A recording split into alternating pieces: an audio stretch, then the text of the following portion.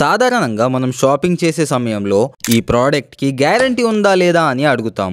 అంటే product damage కాదు అన్న నమ్మకం షాప్ వాళ్ళ దగ్గర నుండి తీసుకుంటాం. కానీ తెలంగాణ పాలిటిక్స్ లో ఈ గ్యారంటీ అనే వర్డ్ ఒక వర్డ్ బైట్ లాగా మారిపోయింది.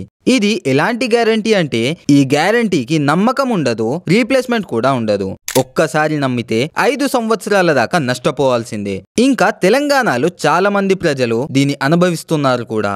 అదే మన కాంగ్రెస్ గవర్నమెంట్ యొక్క 6 గ్యారంటీస్.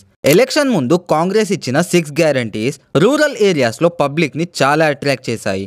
పబ్లిక్ అట్రాక్ట్ అవ్వడంలో ఎలాంటి తప్పు లేదు. ఎందుకంటే ఎవరికైనా మునుపటి గవర్నమెంట్ కంటే మేము ఎక్కువ ఇస్తామని చెప్తే ఖచ్చితంగా ఒక ఆశ కలుగుతుంది. ఇక్కడ పబ్లిక్ నమ్మడం తప్పు కాదు, గవర్నమెంట్ మోసం చేయడమే తప్పు. కాంగ్రెస్ గవర్నమెంట్ తెచ్చే 6 గ్యారంటీస్ ఈసారి తెలంగాణలో మార్పు తీసుకొని వస్తాయని అనుకున్నారు.